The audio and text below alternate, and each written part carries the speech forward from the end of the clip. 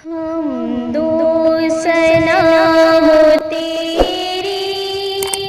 کون مکان۔ السلام علیکم ورحمۃ اللہ وبرکاتہ۔ حمد و ثنا ہے اس پاک پروردگار کے لیے جس کے قبضہ قدرت میں ہماری اور آپ سب کی جان ہے۔ دوستو،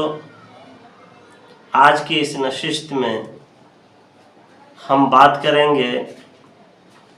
سحر کے علامات کے بارے میں۔ چونکہ کوئی بھی مرض یا بیماری ہو، سحر ہو یا نظر ہو یا عاصب ہو، تو سب سے پہلے یہ تشخیص کرنی پڑتی ہے کہ آخر ہے کیا۔ پھر جب بات سمجھ میں آ جاتی ہے، چاہے جسمانی بیماری ہو تو اس میں بھی ڈاکٹر تشخیص کرتے ہیں، ڈاکٹر کو بھی بیماری سمجھ میں آ جاتی ہے کہ یہ بیماری ہے، پھر آسانی سے اس کا علاج کر لیتے ہیں۔ اسی طریقے سے سحر، نظر اور عاصب میں بھی ہمیں تشخیص کرنی ہے، علامتوں کو دیکھنی ہے کہ کون کون سی علامتیں اس کے اندر پائی جاتی ہے، کون کون سی پریشانیاں پائی جا رہی ہیں، پھر علاج آسان ہو جائے گا۔ جب ہم پریشانیوں کو سمجھ لیں گے یا مریض سے اس کی پچھلی روداد کو ہم سنیں گے کہ پہلے کیا ہوا تھا، اس سے پہلے اور کچھ اور بھی اس طرح کے کچھ سمٹم اگر پائے جا رہے ہیں تو پھر علاج کرنا ہمارے لیے آسان ہو جائے گا۔ تو سحر کے چند علامات کو ہم بتائیں گے۔ کبھی کبھی ایسا ہوتا ہے کہ کچھ عاملین نظر کے علامات کو عاصب میں، عاصب کے علامات کو سحر میں، سحر کے علامات کو اصل میں خرد برد کر دیتے ہیں، اور جب خرد برد ہو جاتا ہے تو یہ علاج ایک مشکل بن جاتا ہے۔ پھر کم جانکار لوگوں کے پاس جانے کے بعد، پھر یہ علامات ادھر ادھر ہو جانے کے بعد، پھر جو علاج کیا جاتا ہے، جو وظیفے دیے جاتے ہیں، جو آیات بتائے جاتے ہیں، جو ترکیبیں دی جاتی ہے، تو اس کا نقصان یہ ہوتا ہے کہ صحیح علاج نہ ہو کر کے مریض اور الجھ جاتا ہے۔ اور دوسرا نقصان یہ ہوتا ہے کہ اکثر و بیشتر سحر کے علامات جو ہیں، یہ علامات جو ہیں ملتے ہوئے علامات ہیں ڈپریشن سے۔ ڈپریشن کے مریض کو بھی سیم ایسے ہی علامات ہوتے ہیں، انجائٹی کے مریض کو بھی ایسے ہی علامات ہوتے ہیں، فوبیا کے مریض کے بھی ایسے ہی علامات ہوتے ہیں، اور نگیٹو سوچ کے جو مریض ہیں ان کے بھی علامات کچھ اسی طریقے سے مرتب ہوتے ہیں۔ تو اکثر و بیشتر کبھی کبھی انسان ذہنی پریشانی میں مبتلا ہوتا ہے، ذہنی مریض ہوتا ہے، اور پھر بھی عامل اسے لگے رہتے ہیں اور اس کو اور ڈراتے ہیں، بات کو بھاری بنا دیتے ہیں کہ تمہارے اوپر اتنا بڑا جادو ہے، کالا جادو ہے، تمہارے موت کا وقت متعین ہو چکا ہے، تمہارے ساتھ ایسا معاملہ ہو رہا ہے، اس کی ترکیب ایسی کرنی پڑے گی۔ تو وہ بیچارہ آلریڈی ایک انجائٹی کا مریض ہوتا ہے، ڈپریشن کا مریض ہوتا ہے، سوچنے والا اور ڈرنے کا مریض ہوتا ہے، اس کا مرض اور بڑھ جاتا ہے۔ تو اس لیے اگر ہم انتخاب کرتے ہیں، خود سے ہم وظیفہ نہیں پڑھ پا رہے ہیں، علامات کے دیکھنے کے بعد خود سے ہم اپنی ترکیب نہیں کر پا رہے ہیں، تو ایسے معالج کو تلاشیں جو اللہ والے ہوں، عالم ہوں، قرآن اور حدیث کا علم رکھنے والے ہوں۔ تو ایسے کے پاس جائیں جو آپ کو صحیح بتائیں بھی کہ عاصب ہے، نظر ہے، سحر ہے، یا کسی آپ کو ذہنی ڈاکٹر کے پاس جانا ہے تو آپ پھر اچھی طریقے سے علاج کرا سکے۔ اگر نظر، سحر، عاصب ہے تو وہ معالج آپ کا علاج کر سکے، ورنہ جو ذہنی مریض کے پاس آپ کو بھیج دیں، تاکہ وقت پر آپ کا صحیح علاج ہو سکے اور آپ کا وقت برباد نہ ہو، پیسہ برباد نہ ہو۔ تو اب ہم علامات کو دیکھیں گے کہ کیا کیا علامات ہیں جو ہے سحر کے یہ تو بہت سارے علامات ہیں جن علامات کو علماء کرام بیان کرتے ہیں، لیکن میں مختصر میں جو اہم علامات ہیں، جو اکثر و بیشتر سحر کے حالات میں مریضوں میں دیکھنے کو ملتا ہے، اور مریضوں سے بات کرنے پر، مریضوں کے پچھلے حالات کو دیکھنے کے بعد اور مریضوں کی پریشانیوں کو دیکھنے کے بعد جو یہ چند علامات ہیں جو ان سے اخذ کیے گئے، وہ علامات آپ کی خدمت میں رکھ رہا ہوں۔ ان علامات کو دیکھ کر کے آپ سمجھ سکتے ہیں کہ سحر ہے، یعنی جادو ہے، اور اس کے علاج کے لیے آپ باخبر ہو سکتے ہیں۔ اچھے معالج سے آپ اللہ والوں سے علاج کرا سکتے ہیں، یا خود بھی علاج کر سکتے ہیں۔ تو انشاءاللہ علاج کے بارے میں تو ہم اگلے ویڈیو میں بات کریں گے، لیکن ابھی جب تک کے لیے ہم علامات کو دیکھتے ہیں۔ تو سحر کے پہلے سب سے بڑی علامت یہ ہے کہ کسی آدمی کے جسم میں کوئی مرض نہ ہو، لیکن مریض سمجھتا ہو کہ میں بہت بیمار ہوں، طرح طرح کی جسم میں پریشانیاں ہوں، اور اس پریشانیوں کو لے کر کے ڈاکٹر کے پاس جائے اور اس کا چیک اپ ہو تو بیماری کچھ نہ نکلے، ڈاکٹر دوا دے، دوا کو کھانے کے بعد بھی کوئی نتیجہ مرتب نہ ہو، شفا نہ ملے، تو یہ سحر کی علامت ہے، نمبر 1۔ نمبر 2، کہ کوئی انسان ہو، اس کے گھر سے اس کا کپڑا غائب ہو گیا، اور کپڑا ملا تو اس صورت میں کہ کٹا ہوا کپڑا تھا، پھر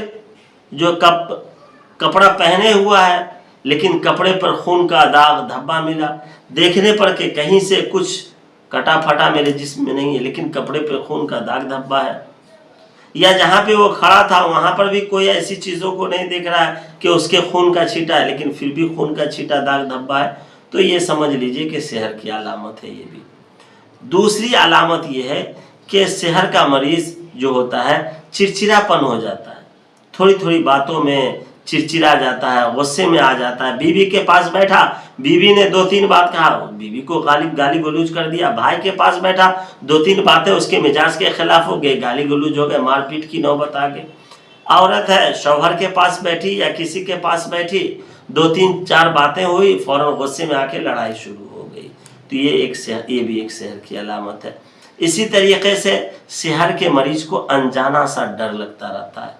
کہ کہیں مجھے کچھ نہ ہو جائے، فلاں کا انتقال ہو گیا، میرا بھی انتقال نہ ہو جائے، میں بھی نہ کہیں مر جاؤں، فلاں کو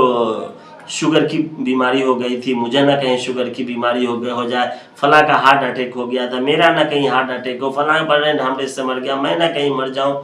فلاں کا خون ختم ہو گیا تھا وہ مر گیا، میرا نہ ہو جائے، فلاں کا ایکسیڈنٹ ہو گیا تھا وہ مر گیا، میں نہ مر جاؤں، فلاں کو کینسر ہو گیا تھا مجھے نہ کینسر ہو جائے۔ یہ ایک انجانے مرض یا انجانی بات، یا ایسا نہیں کہ مجھے کوئی آ کے مار دے، فلاں میرا دشمن ہے، فلاں میرا دشمن ہے،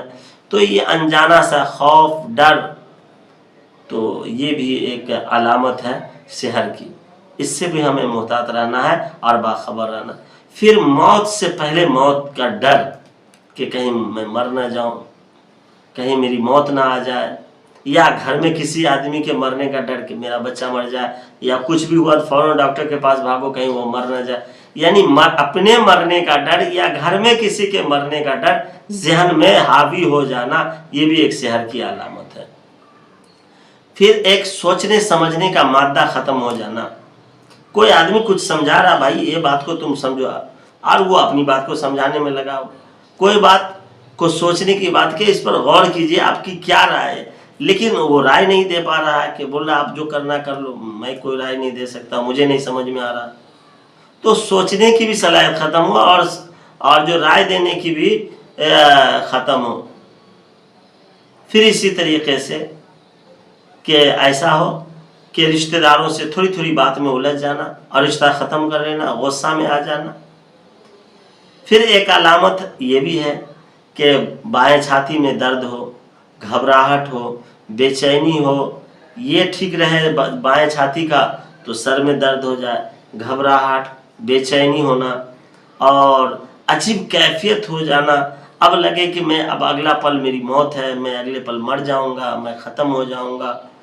یا سر یہ ٹھیک ہو تو پاؤں میں بے چینی، پیٹ میں بے چینی، اس طرح کی بے چینی کی کیفیت بار بار آنا، نیند کا ختم ہو جانا،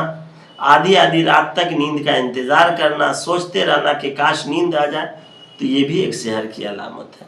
قرآن کی آواز سے نفرت ہو جانا، قرآن کوئی پڑھ رہا سننے میں اچھا نہیں لگ رہا ہے، بے چینی ہو رہی، وہاں سے اٹھ گیا، اذان ہو رہی، یار اذان اس مسجد میں بھی ہو رہی، اس مسجد میں، پریشان ہو جانا، یار ایک میں ہو گئے،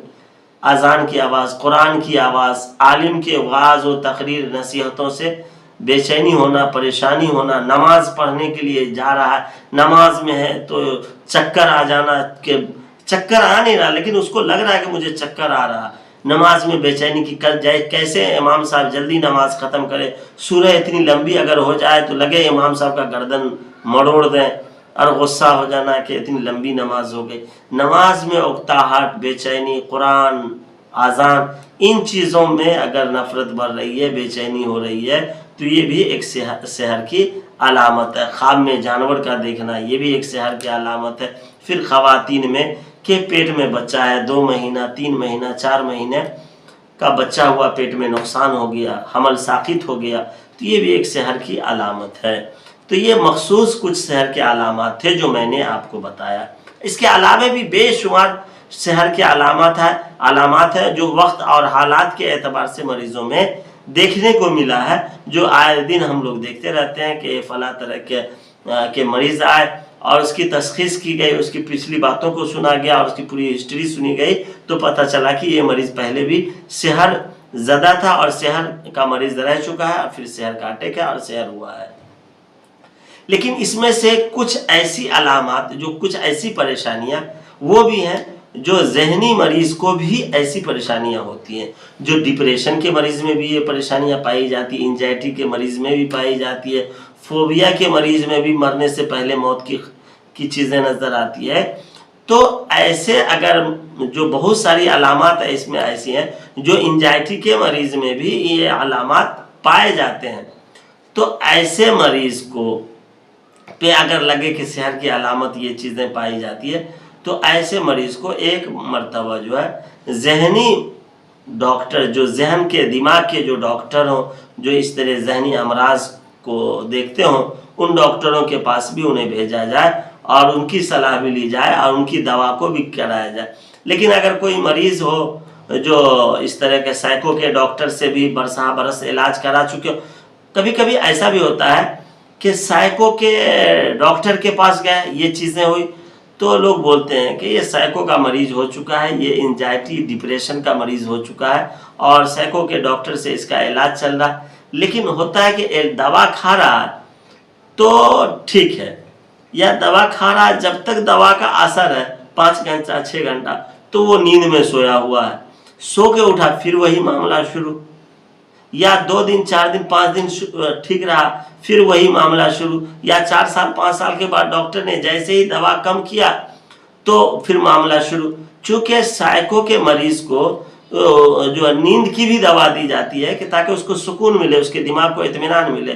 تو وہ مریض جو ہے تو غنودگی میں چلا جاتا ہے. تو غنودگی کی وجہ سے بھی اکثر و بیشتر وہ خاموش رہتا ہے، لیکن غنودگی ختم ہوتی پھر معاملہ وہی ہو جائے.